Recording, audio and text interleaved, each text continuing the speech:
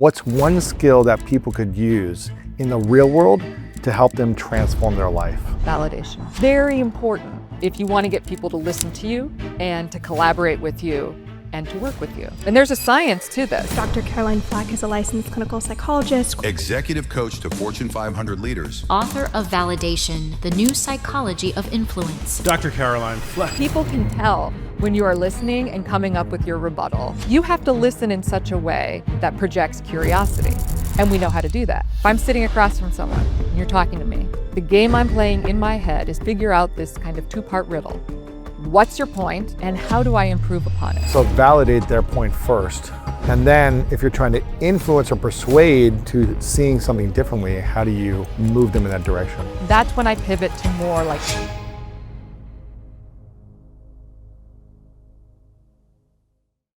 Welcome back, everyone, to the School of Greatness. Very excited about our guest. We have Dr. Caroline Fleck, who is a licensed psychologist and adjunct clinical instructor at Stanford. I'm so happy that you're here, and welcome to the new set of the School of Greatness. I am thrilled. This is the perfect conversation to talk about because you have a book called Validation, how the skill set that revolutionized psychology will transform your relationships, increase your influence, and change your life. And for me, I love these types of conversations, and I love the research that you've done because it validates my entire life. It validates the struggles that I've gone through and the almost defense mechanism I had to build up through surviving in society by learning this skill without even knowing that I was doing this. To fit in, to belong, to get attention, to level up socially from middle school to high school to college to business. And as I was going through the science and the research that you had in the book, I was just like, I'm so happy you're talking about this because I believe this is everything that I have used in a good way to support me in building my business and developing relationships for good, for making a difference in the world, for making an influence on people in a positive way. Yes. And so I wanted to start by asking you, we're going to do a couple parts to this, but the first part I want to talk about is really what have you learned as a practitioner? What is a psychological skill that you have learned from all the different clinical work with patients that can help individuals in the real world? All the work you've done, all the skills that you've taught, what's one skill that people could use in the real world to help them transform their life? Validation. So and validation is a set of skills, really. So you learn as a clinician, you're trained in these skills to help you communicate acceptance, to help another person feel seen and heard. This is very important if you want to get people to listen to you and to collaborate with you and to work with you, okay? And there's a science to this. We've researched what is the most effective way. How can you signal acceptance? And as therapists, you're trained in this method. These specific skills were developed for a treatment called dialectical behavior therapy, DBT, which is a specific treatment for folks who have a condition known as borderline personality disorder, okay? Often characterized by self-harm and suicidal behavior, so serious stuff. But here's the thing. I found myself, however old I was, getting my PhD in psychology, studying this very specific treatment, and finally being introduced to these skills that I'm thinking, why isn't this in grade school? Why aren't these skills taught in, K through 5?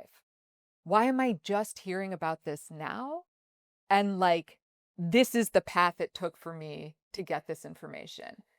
And I mean, not only was it immediately apparent that these skills helped patients and improved, were critical to doing therapy well. Is this you learning how to validate patients? This is me learning how to validate patients. Because if you don't validate a patient, they're not going to trust and believe you what you're saying. They're going to feel unseen, unheard, like you don't understand them. Yeah. So I'm just going to keep living in this world of no one gets me. Even my therapist doesn't understand me. Of course, yeah. So why would I trust and listen to what they're saying and take action on the tools that you're sharing with me? That's right. Interesting. It's even a little further than that. So prior to DBT, we had this real focus in psychology on change. Everything was, behaviorism, Uh-huh. cognitive behaviorism, which focuses on changing your behavior, changing your thoughts. And that's great for folks who are change focused, believe in their capacity for change, and are willing to do what you suggest. Okay. If you've ever raised an adolescent or just been in a relationship with somebody where you feel like nothing's working, you know that feeling of like, there are times when that approach just doesn't work. And so for the longest time, we didn't have treatments that worked for folks who were what we called treatment resistant. And the discovery, the fascinating insight was that if you want to help people make profound changes, you need to help them feel deeply accepted. Really? What if Yes. there's someone that you don't understand because you don't think the way they think? They have completely opposite viewpoints, or they're extreme borderline bipolar or extreme personality disorder. They're suicidal, Mhm. and you don't understand that. Mhm. How can you validate someone that you don't understand? So the skills that we learn, you start out with just a couple that basically signal engagement, that help me engage and help me listen in a way that will foster understanding and empathy. Mm-hmm. Okay. But here's the thing. I don't have to validate the entirety of someone's experience. Okay. So when I'm working with, say, a schizophrenic client, someone who literally is seeing and hearing things that are not there, and this person is reacting to me as though I'm a threat, I'm trying to kill them or something, and I'm not. I don't agree with those thoughts, not by any stretch of the imagination. That is not valid. However, the feeling of fear Mm. and the desire to protect themselves, given what they're thinking, makes sense. I can validate that. I can go a step further and say, would you feel more comfortable recording this conversation? Mm-hmm. Because I understand that you don't trust me right now.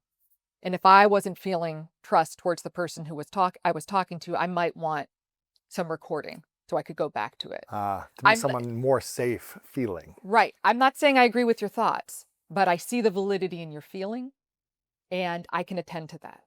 Does that make sense? So like that is critical because what we tend to focus on is behavior that we don't like, we don't agree with, and we fail to attend to the valid emotions behind it.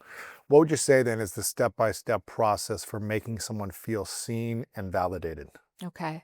The model I use is called the validation ladder, and it includes 8 skills. Okay. And I won't go through them all, but essentially validation conveys mindfulness, understanding, and empathy in a way that makes the other person feel accepted. So at the bare minimum, if I don't understand or empathize with someone, all I can do is be mindful and engaged. And to be mindful, you need to project non-judgment. So it's not just listening, okay? Because people can tell when you are listening and coming up with your rebuttal and your counter argument or your judgments. So you have to listen in such a way that projects curiosity. And we know how to do that, all right? You use specific nonverbals and you play this little game in your head, which is amazing and super effective. You want me to talk about it? Yeah. I'm kind of embarrassed. Okay. So a little therapist trick, but it's how we attend. If I'm sitting across from someone and you're talking to me, the game I'm playing in my head is to solve or figure out this kind of 2-part riddle. What's your point? Why do you care about it? And how do I improve upon it? How could I crystallize that argument better?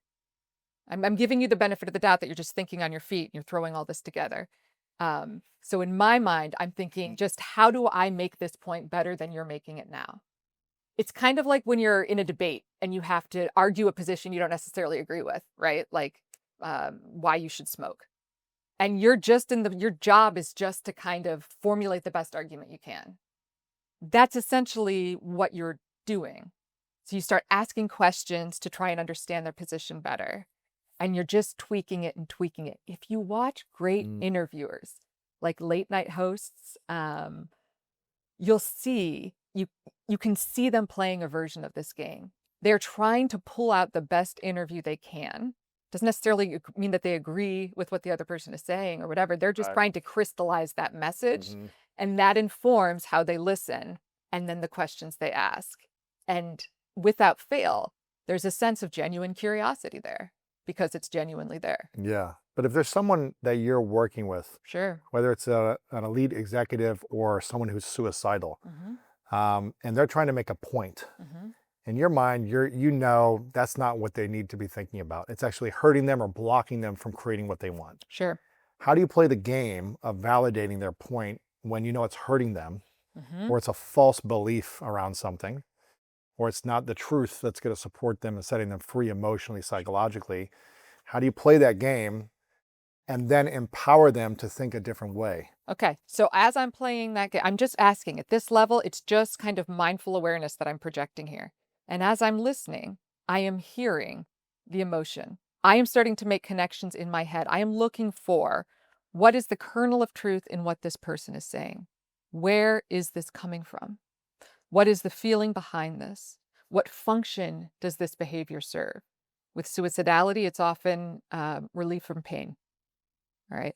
If they had a way to relieve pain, they would take it. And this is the only option they see. Okay. I don't agree with that. But importantly, validation does not require agreement. I'm a vegetarian, but I could validate why somebody would choose to eat meat. That doesn't mean I agree with them. I just see the validity in their argument. And I can focus on that instead of the part that I disagree with. And importantly, if I focus on that first, the conversation around perhaps changing their opinion is much more likely to be successful. So validate their point first.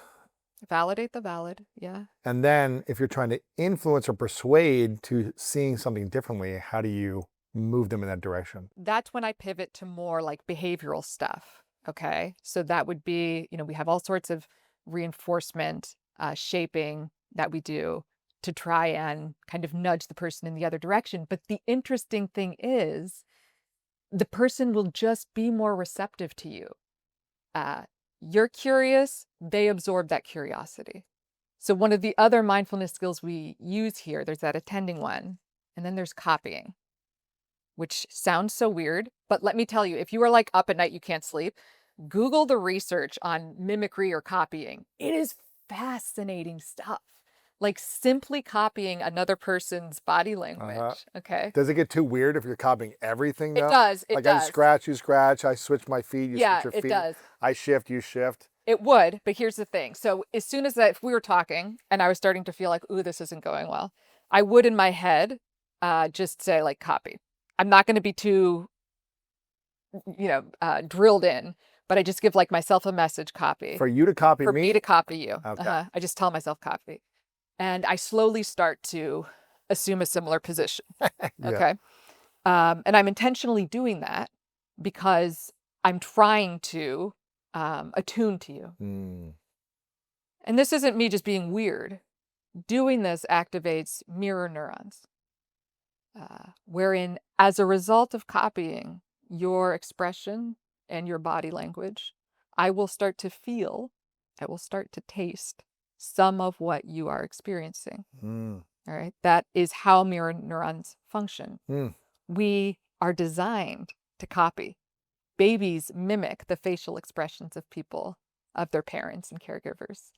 When we're attracted to people or we want to impress them or we like them, we naturally copy them. When we sense threat, we tend to close up.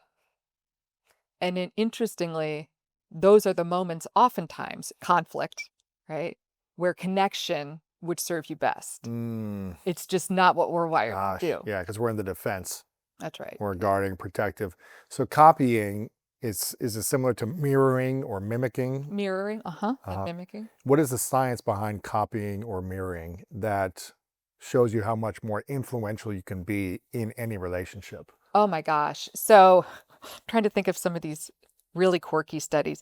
They looked at, for instance, when waiters simply repeat back an order compared to those who don't, they get a 25% higher tip on average, right? Copying increases altruistic behavior towards the person who did the copying. It also overcomes implicit racism So they have ways of measuring kind of subtle forms of racism that you're not even aware of. They'll give you an assessment to measure that. And then they'll have you copy someone of the opposite race, copy their movements in a video or something, and then they'll measure it again. And that implicit racism has significantly decreased. Wow. Just by copying. Just by copying. Yeah. So this is what I'm saying about how you use these entry skills to cultivate more understanding and empathy. And that is how you move to higher levels of validation.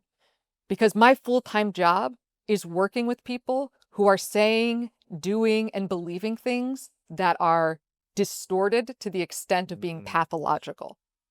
Can you give me an example of what someone might say? You don't have to say who or Sure, what it was sure. exactly, but an example of a distorted belief.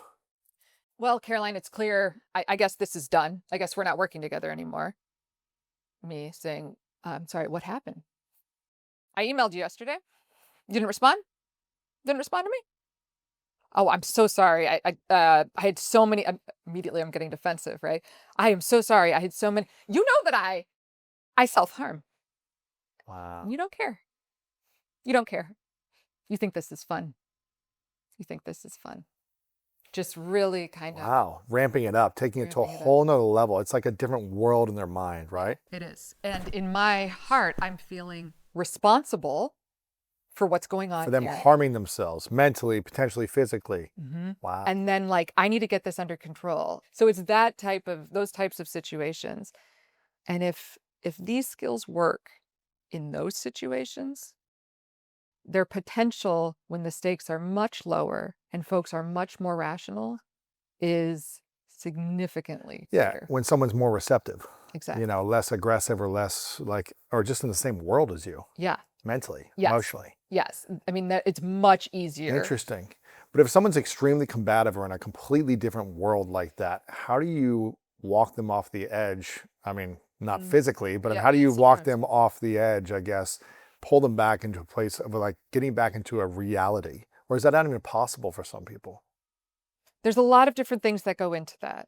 At that point, what I would start doing genuinely is actually to copy back. Okay, so let me get this right. I want to make sure I've got this. You emailed me yesterday. From your perspective, this should have been a signal to me that you were in crisis. Okay. Okay. And I need to be careful not to say that wasn't in your email. Just like, so right now, I got it. You're feeling like I totally betrayed you. Like I'm intentionally trying to hurt you. Oh my gosh. Okay, I see. Oh, I'm so sorry you feel that way. Oh my gosh. That is no. That is not what happened. Not from can I share my perspective? It's okay if you don't want me to, because that could sound offensive. But I really, it hurts my heart that there was this miscommunication. But doesn't that feel like you have to walk on eggshells? Yeah, a little. I mean, if that's the real world, maybe with a patient who's personality disorder, but no, because I am seeing that's their world, that's their perspective. I do see that. Right. I'm not saying anything I don't believe. Now, here's the thing. It's acceptance and change, not acceptance or change. They are two sides of the same coin. So I can validate, and then once I see that has resonated, I switch gears. Okay. But let's look at this for a second. If you keep responding to people in this way when they miss a message from you, I'm worried you're going to start burning people out. Because the other thing I felt just now was attacked and scared, and not in a good way. All right. Is there anything we could have done, do you think, that could have brought down the intensity just a little bit so you could give me that message, but not, make me want to hide under the couch? Wow. So that's it. Yeah. That's that combination. You see how I'm going from validation to change. Interesting. Right? Okay. But you said attending was the first step in the ladder, right? Yeah, and the second is copying, which is that mimicry that I do. And attending includes eye contact, proximity, gesturing, and nodding. That's right. So it's a two-parter. It's that little game that you're playing in the head, and then it's nonverbals. All right. And what was the first thing to go out the window once we were in lockdown from COVID. Proximity. Proximity, Eye contacts. Yeah. I mean, all of it, I guess. gestures get really awkward. Everything. Everything. Yeah. Everything. And So it's hard to feel validated if you're not it's in hard person. to feel seen. It's hard to feel connected, Mm. right? And I'm not saying that explains all of the loneliness we experienced, but as a therapist, I can vouch for the fact that it was significantly harder. I had one hand tied behind my back because these skills that I've learned to rely on, I could not use. Wow. And that's hard. And that is something we sacrifice by being so online. And if you think there's nothing meaningful there, I would challenge you to look at the research on kind of how folks who are online for hours and hours a day fare in terms of mental health and relationships. Yeah, it's not good stuff. So attending is the first thing. Copying is the second thing. I also saw this quote that I loved in your book on page 81. It's by Henry David Thoreau that says, "The greatest compliment that was ever paid to me was when someone asked me what I thought and attended to my answer." It's the greatest compliment. And I believe that, in a world of 8 billion plus people, the thing we want the most is validation. It's the thing we want the most is to be acknowledged, to be seen, and to be accepted freely, which is being validated of our existence. It's like, you're alive, I see you. And then there's different levels of validation. It's like, I see you that you're a human being. Right. And I see that the suffering you're going through. Yes. I see the greatness or the goodness in you. Yes. I see the kind acts you're generating with the world. I see that you're a good friend. It's like, I see that you're a good employee, all these different things. Or at the top, I see myself in you. That is real power. What does that mean? When I look at you, it's like looking in the mirror. I see so much of my own experiences. I can relate so deeply to what you're describing that it's like we're one and the same, right? That's the moments you have perhaps in self-disclosure, right? When someone says to another, "Hey man, I'm also in AA," right? Immediate. There's an understanding there. There's a sameness. Connection. There's connection. And I would actually go a step further with how critical validation is. This sounds like controversial. I see that, but I think it is more important than love. I think you cannot have true love in the absence of having consistently been validated. Not being validated. Yeah. I mean, if there isn't validation in the relationship, it's hard to feel loved. Because if you don't feel accepted or seen, what does the person love? so love is not enough. No, you can love a facade, but that doesn't feel good. I can, create all these stories about myself and, filter this and filter that and get all sorts of likes and praise, which is a positive judgment. Praise says, I like how you look, or I like how you perform. Validation says, I accept you independent of how you look or perform. Okay? In the absence of feeling seen, feeling accepted, it's hard to feel deeply loved. We haven't been vulnerable. We haven't shown ourselves, or we have, and the other person has been like, whoa, that's weird. And we shut that down. Yeah. Right. And so they love the parts of us that we've shown or dressed up, but perhaps not the entirety of who we are.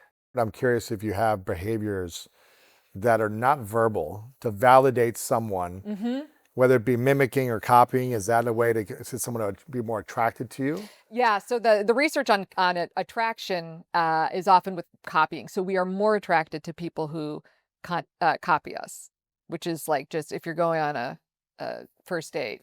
Always try to copy more. Always try to, right? So don't do the opposite of what they're doing. Right. But like, don't be, again, I as I said before, I give myself just this little cue, copy. That's it. Because if I'm like really dialed in on it, it gets awkward. It's too much. It's too much. You're shifting when they're shifting constantly. Yeah, that's right. That's right. But again, we're naturally wired to do this. And so if you just kind of remember it in a moment, that's sufficient. Yeah.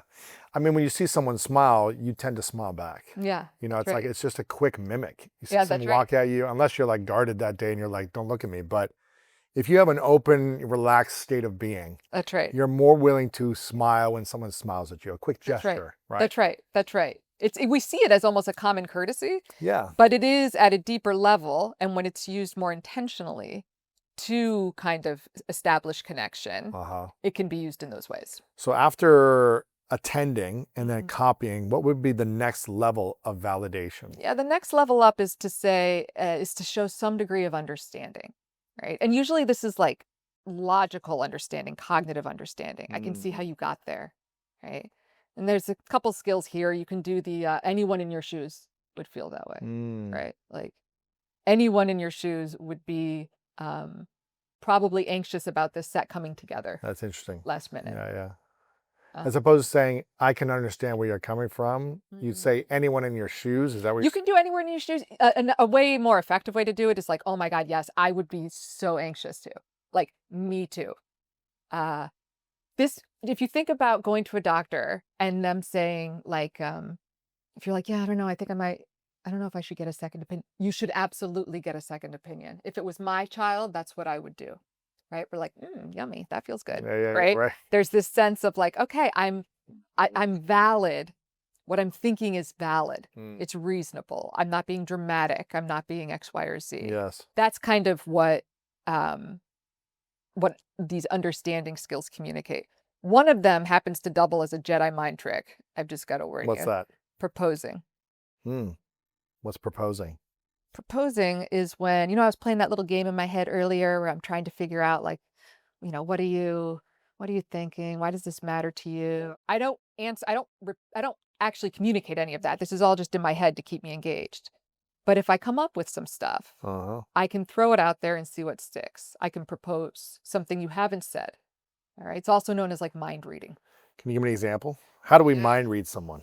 A great example was actually an interview with Oprah and Meghan Markle, yeah. And Meghan Markle is describing, this life of being in front of the paparazzi, and feeling like she couldn't be her true self. And then she's obviously kind of pained and shamed about having not stood up for herself. And she looks at Oprah and she says, I was silent throughout this experience. I was just silent. And then Oprah, being Oprah, says, were you silent or were you silenced? Ooh. Boom! Oprah effect, right? Wow. That's proposing. That's articulating something the person hasn't said. And if you're really good, if you really nail it, perhaps you facilitate an insight that they didn't even have. And you might be wrong, but if you're feeling it and you throw out, okay, what about this, or this? Maybe your intuition picks up on one of them and it's like, oh my God, you understand me. You're reading my mind.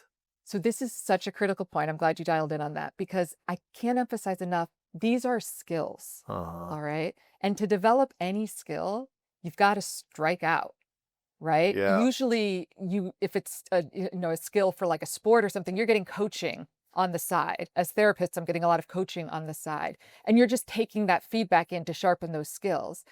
But with this stuff, we tend to really internalize the feedback and get shut down or feel rejected or like, oh God, I'm just going to make things worse. And that is a mistake. You have to look at these things as skills that you develop. And you're right, you strike out, you get some feedback. Oprah strikes out all the freaking time.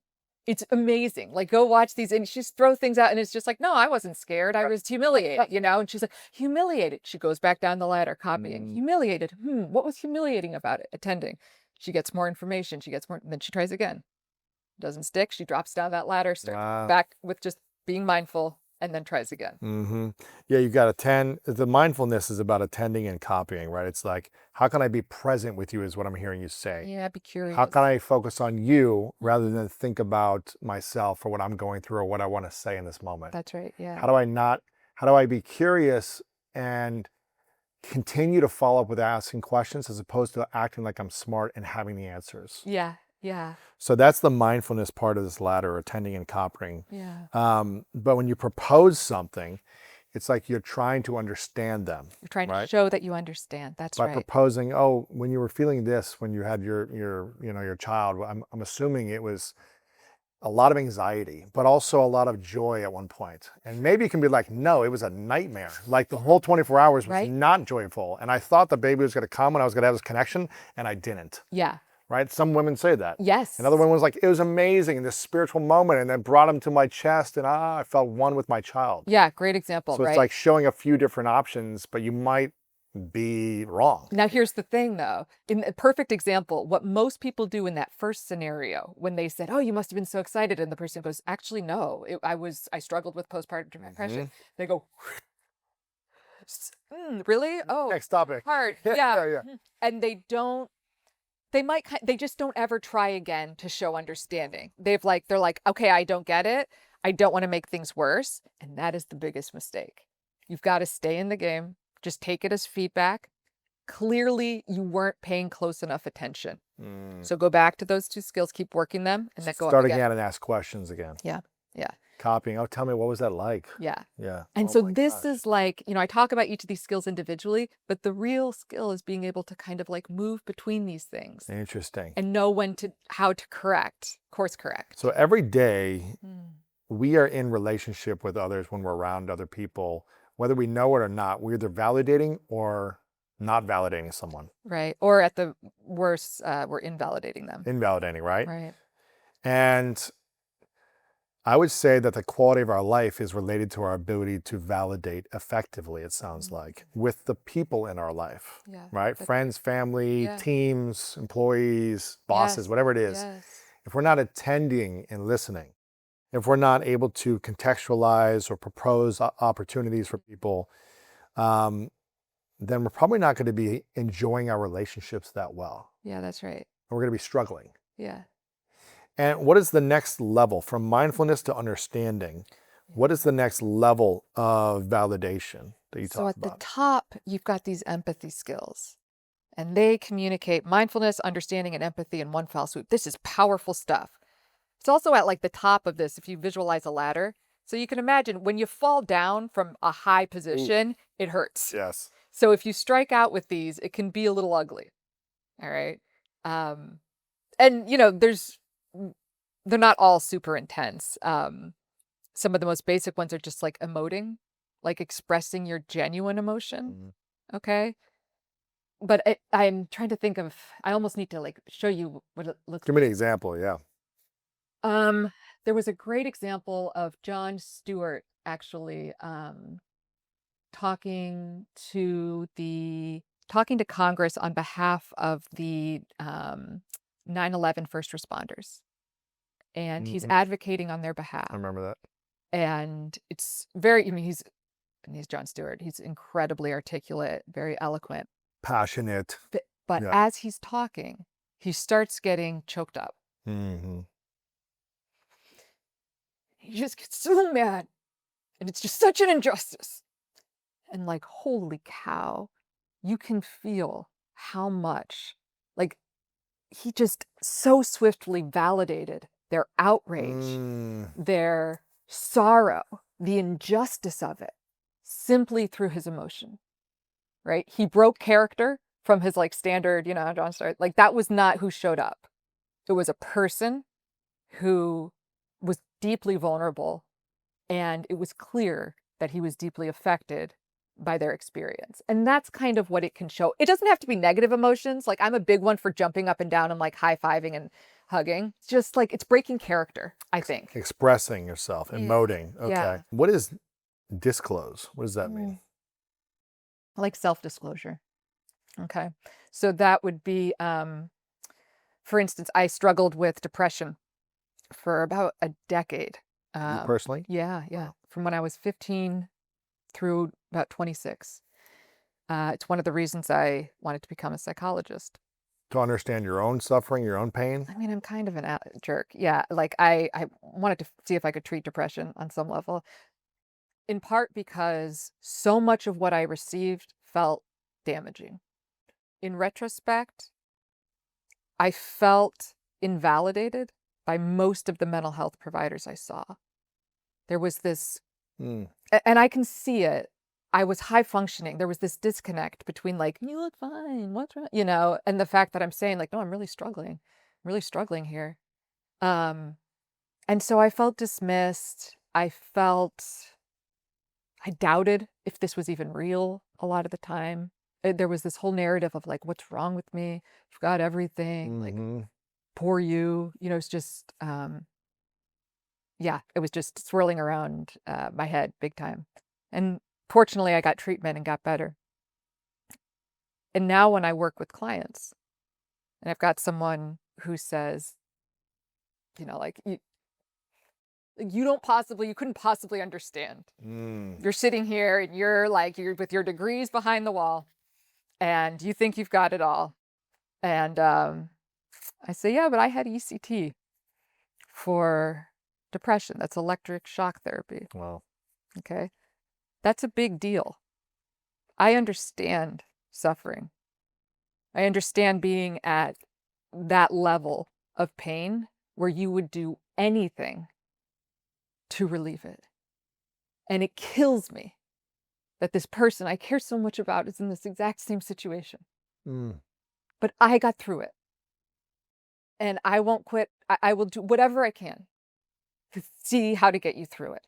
Okay? There is a connection there. Oh. There's, you can feel that. Again, it's I see myself in you. I'm not better than you. We're in this together. That's what disclosure can do. What if you do disclose something where you're like, okay, I had a little something, but someone else is feeling like they have a much bigger something. So you're like, okay, I see you're trying to relate to me, but your example of having a weekend of depression or whatever, I'm not making this up. It's not a decade of what I've been experiencing. It's not suicide. It's not harming myself. Right. It's not being medicated constantly. Right. What if it makes them angrier by you trying to disclose? Remember when I said the higher you go, the harder it hurts. Right. Right. So it's like you have to be sensitive in how you approach it, and maybe it's like, listen, I know this isn't anything you're going through, but I've gone through my own periods of like not understanding or feeling pain or feeling sadness or depression. That's right. And it's probably nothing like what you're experiencing. Yes. But it felt overwhelming for me. Yes. So it's approaching it in that delicate. That's right. Nature. That's right. And I have all sorts of tips in the book around how to kind of repair if you think you've screwed up, how to avoid, making some mistakes there. But the fact of the matter is, I can't emphasize this enough. It's a skill. All right. And so if you want to get good at this, you practice it. I wasn't coming on podcasts saying that I had ECT and major depression. Like I've figured out a way to communicate that in a way that feels effective to me and focused on the topic. Why wouldn't we disclose earlier in a conversation if someone's going through a challenging time? Why wouldn't we disclose and say, by relating and mimicking or copying through disclosure, why wait to go up the ladder to disclose to the very last moment? Well, you don't have to wait to the last moment. So that's an important point. With validation, you want to go as high as you can, authentically and effectively.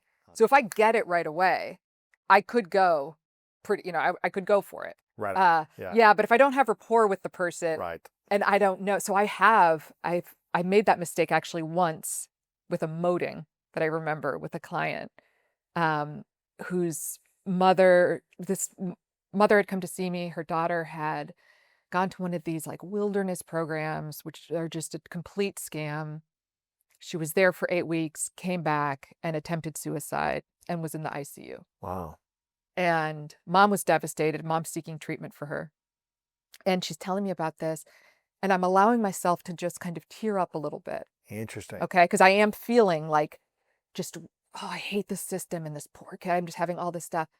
And I lost control of it. I work with suicide and self-harm day in and day out.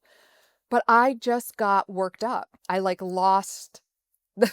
She probably felt you were more out of control than her because you were feeling emotion. I got too emotional. And so she probably didn't feel safe. She shut down. She was like, oh, I can't talk about my experience without someone reacting, in a way that you're reacting. That's right. Interesting. So that was a mistake. Wow. It happens. But you got to try stuff. And you can't be inauthentic to if you're really feeling the sadness of what someone's going through, you want to emote and connect with that person and say, man, I'm so sorry you're going through that. That's right. You don't want to be a robot and say, okay, tell me the next thing. Unfortunately, I think that's where we've kind of been pushed in society, and especially with all of like the facades and this, or we'll disclose like the things that are really trendy to disclose, you know, that you're struggling with this or that because everyone's talking about, I don't know, menopause now or something, right? But the other stuff that's Interesting. not trending. What's acceptable in society right now to talk about. Yeah. But maybe the other stuff, Huh. someone hints at something they're going through that you've also gone through, but that's not something we talk about. What's not really talked about in society right now? Is suicide not an open conversation? Because I feel like mental health from the pandemic, like menopause, like you said, I feel like sexual abuse, sexual trauma is come a lot in the last 5 to 8 years with Me Too and other kind of movements that have brought people more safety to talk about these things. But what is a big taboo topic that people are unable to talk about these days? I mean, there's always the trends of deep down I hate myself, which people are not comfortable kind of disclosing or opening up about. What's the percentage of people in the world that you believe they believe truly hate themselves? That I'm truly unlovable. I hate myself. I get everything wrong constantly. No one's gonna love me. I'm an idiot. What's the percentage? You know, I couldn't say because there's also all sorts of like cultural variations and stuff there. In the States, I mean, I think it's really quite high. Really? Yeah, I'd say maybe like 60% of people think they're 60%? unlovable. I was at this Tara Brach training once. I don't know if you know who she is. She wrote this book on radical acceptance years ago. It's this. Heard of her, yeah. Yeah. She did this very risky thing, in my opinion, which she's got this, you know, whole audience of folks, maybe 80 folks, all mental health providers. And she says, everyone close your eyes for a second. And I want you to raise your hand if you believe there's something about you, something you've done, something specific to your character that makes you unlovable. Okay. Now open your eyes. Like, don't do that, but you open your eyes and everybody's hand was up. Wow. These are mental health These are experts. mental health experts.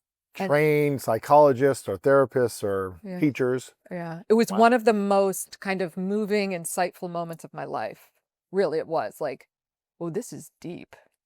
Like there's something going on here. This is cultural. So, I mean, if most people in the States don't love themselves and have a hatred towards self, then how do we learn to validate ourselves in a way that is healing for our mental health and helps us move forward in our lives? It's just like I almost get worked up because it's something I'm so passionate about. I think, unfortunately, most of us were raised on problem solving. When we came to our parents with a problem, they had a solution. Study more. Let's get you a tutor. Don't worry, you can try out next time. This kind of impulse to make it better. To fix. And unfortunately, in the process, there's this subtle message that you shouldn't be feeling that way. Stop feeling that way. Okay. It's totally valid that you're disappointed. I get it, man. I get it. Oh God, I remember being your age. Oh, I once failed a math test, but it was nothing compared to this. But like, and I couldn't even, my mom came and picked me up from school. I was crying. I can't believe you made it through the day. We're not raised on that. And so it's no surprise that as adults, when we make a mistake, we struggle to see the validity in our emotions, our reactions. We're not trained to do that. It's such an interesting balance because I remember feeling like supported and encouraged, but also like told not to cry and like toughen up. You got those messages, yeah. But it was like a mixture of both. It was like sometimes it was like, okay, I'm here to hug and support and like watch you cry. And then other times, toughen up, don't cry. It was a mixture of both. Yeah. And so it was always kind of confusing. Like, what am I supposed to do? Am I supposed to like toughen up? Am I supposed to show emotion as a kid? And we can't all be like crying all day long as adults also. It's like we have to be able to regulate emotions and process and like have some thicker skin in some scenarios. So we're not just like every little thing triggers us and makes us react emotionally. Our nervous system needs to be calm under chaos. Yes. But also we need to be able to express ourselves when we're feeling certain feelings, right? Well, there's a difference between recognizing an emotion, realizing it's valid, and choosing to regulate it rather than express it. Mhm. Right. So there are plenty of times where I'll feel sad, okay, about something, and I'll start going down that loop. The story starts coming together of like why I suck and how I should have done something better. It makes sense that I'm sad. I was really looking forward to this. Didn't come through. Like, this is upsetting. Right now, it's not going to be effective to focus on that. I'm going to feel worse if I draw more attention to myself. So how can I take care of myself right now? I probably just need to get through this. And then when I get home, I'm going to take a hot bath. Right. So it's like, And I can let it out. I can express it how I need to. yeah. But there is there's not, we have this fear that if we recognize our emotions, they will overtake us and like we'll just be at the mercy of them and express, kind of falling apart all over the place. It's really the exact opposite. When you see the validity in your emotions, you stop wrestling with them. Okay. And you get to be the pilot a bit more. When is the time that we should express our emotions versus regulate our emotions? How do we know which one to do in each scenario? It's important to feel like you can regulate. All right. So if you're going to get yourself to a place that you can't get yourself back down from, that's a problem. All right. Like that, it's just not going to be constructive for you. And so knowing how to regulate pretty much determines the extent to which you should kind of wallow or not wallow. But in general, the interesting thing about emotions, they're called feelings because we feel them. And if you just sit with the feeling, like whatever feeling you're feeling right now, if you just sit with it, this is part of self-validation. You first kind of notice the emotion, you label it, and then you just try and feel it as intensely as you can without feeding it the narrative. Like if you do that, if you just say, okay, I'm sad, I'm going to feel this as intensely as I can. Sadness, no story about why, just sadness, feel it. Really, really squeeze out that sponge. It will decrease. That is how emotions operate. They go up, it goes down. I know you're saying it's not going to decrease, Carolyn. It's not going to decrease. But it will. But if you divorce yourself from the narrative and you just feel it, it can. And if you suppress the emotion, then what happens? It just gets bigger. It just gets hungrier. It's like a child trying to get your attention, isn't it? Right? Screams louder and louder. Right? If you stuff and try to contain it, it's going to react in some way, right? Whether it be energetically in your body, your nervous system, eczema, or some other condition later, right? Seriously, yeah. It's truly going to come out in some ways. That's right. Or you're just going to have headaches, or it's just going to be like, I can't sleep and I'm ruminating. It's going to be expressing itself internally until you express it externally. That's right. I think what you'll find, if you struggle with being alone, I think that's a real tell for the degree to which you are facing and at peace with your emotions. Because when there's no one else around and your phone is dead and you're the only person you're with, if that is painful and uncomfortable and you can kind of feel things trying to like crawl out, that suggests that you're not quite at peace with yourself. Man, so how do we get at peace with ourselves? Practice a lot of self-validation. Interesting. I go through these steps almost every single night in bed. I go through these steps of like... What's this process look like? If we don't feel like anyone else in the world is validating us, how many steps are there to self-validate? I had a breast cancer about a year ago, and I had to go through all of the nastiness, the chemo, the radiation, the mastectomy, the surgeries, all this. Wow. And it profoundly affected my daughter. And she felt like after I lost my hair, I was a different person. She's 11, but she has felt this really acutely. And I've had to really work on rebuilding that relationship. Wow. And so we're here in LA, doing all this great stuff. And I had an article that I needed to get out by 9 a.m. this morning. And so she's wanting to watch Friends in the hot tub. Like, come on, what's better than that, right? Like, we're staying in this fun place. And I just didn't have time. Like, I was able to, we did a little bit of time in the hot tub, but she's like, can we watch it in your bed? And I'm like, I got to write this, and I'm texting my husband, can you like read to her tonight? And so I got in bed and I just felt so bad about myself. Like I felt, so I had to sit there and be like, all right, Mm, what am I feeling? All right, this is shame. mm. Okay. Now that the first step is just to acknowledge it, give it an adjective. Yeah. Like And then, mom guilt or yeah, shame or, sure. yeah. Guilt, shame, devastation, disappointment. And then I repeat whatever that emotion, I copy it. I keep repeating it. This is shame. This is shame. And as I'm repeating it, I'm trying to feel it in my body. Where is it? Is it in my chest? Is it behind my eyes? Try and feel it as intensely as you can without reliving the evening or replaying it in my head or all the reasons why I'm a failure as a mom or I've screwed up my kid. I'm never going to be able to repair this relationship. Here I am now prioritizing my career. All these things that want to like fight their way in to feed and stoke that shame.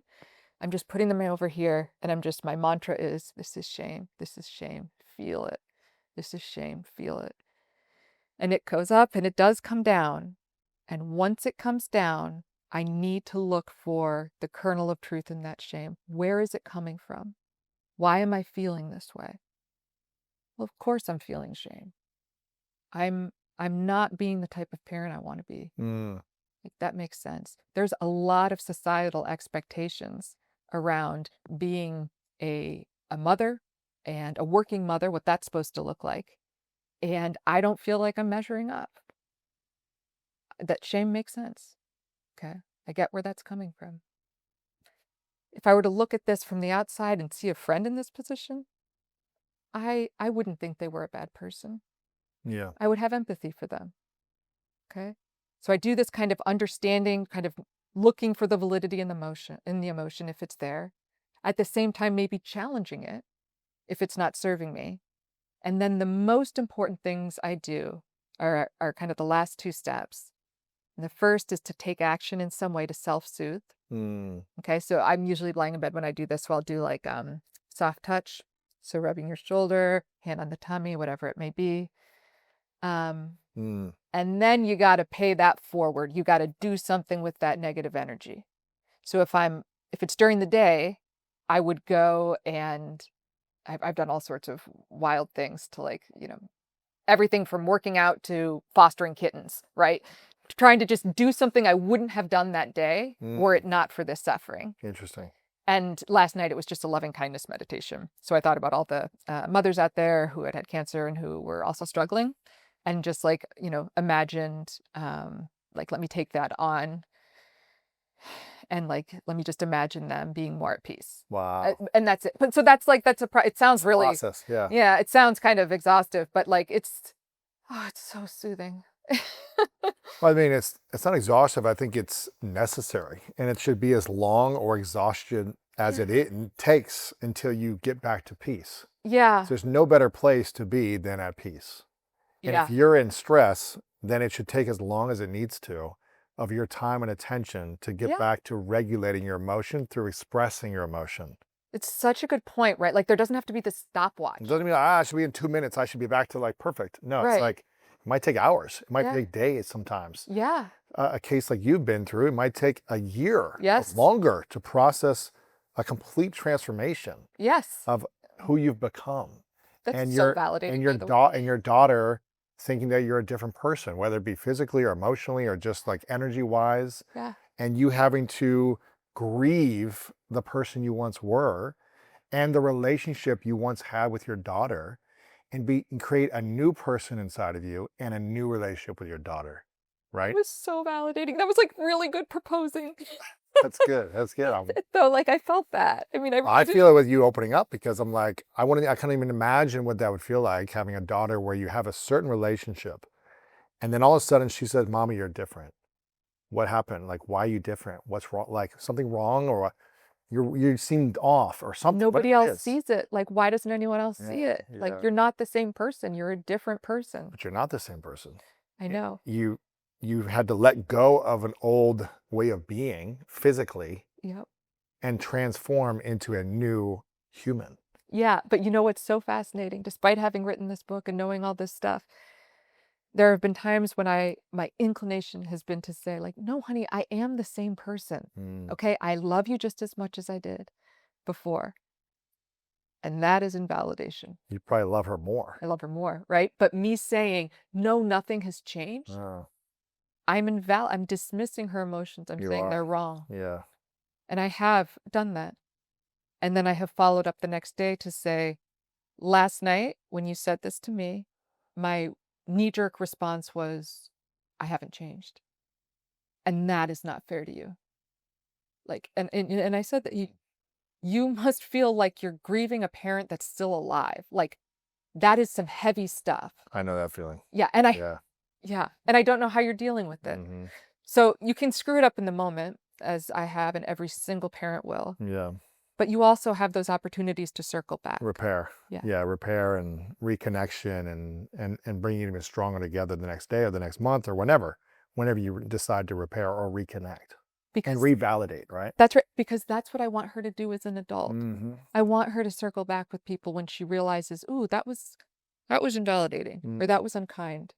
The only way kids can figure that stuff out really is through modeling, by seeing it, right?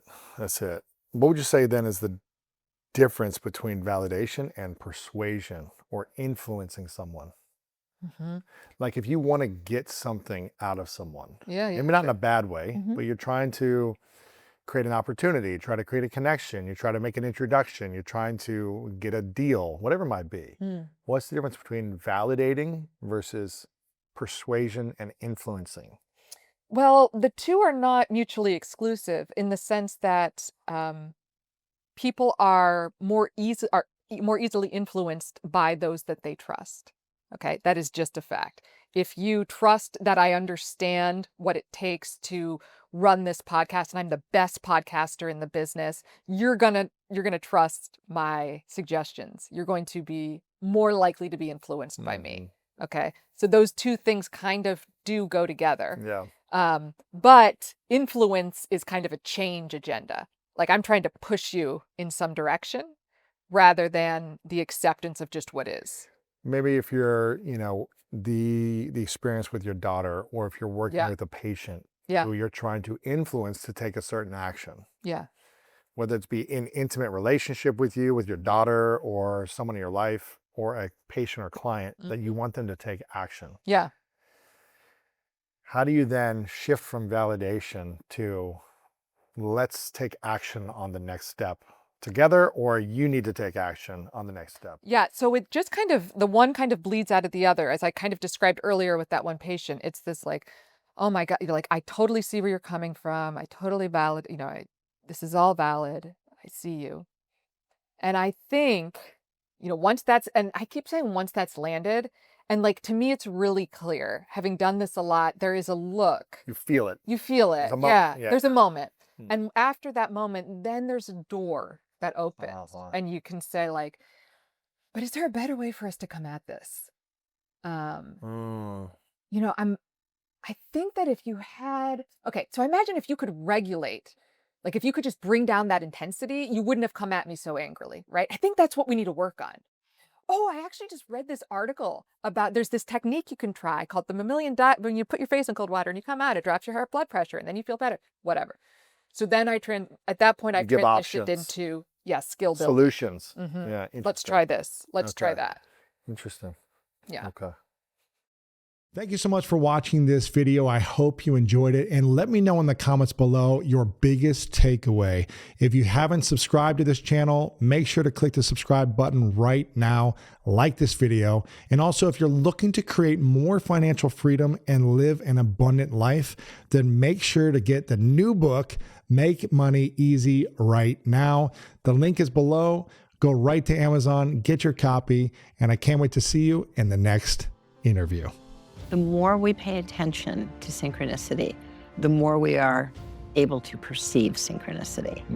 And on the one hand, it's because we strengthen our eye. We know, yes, this is real. We take it to heart. We think about and reflect on what it might mean, and then we act on it. You chose to go another day.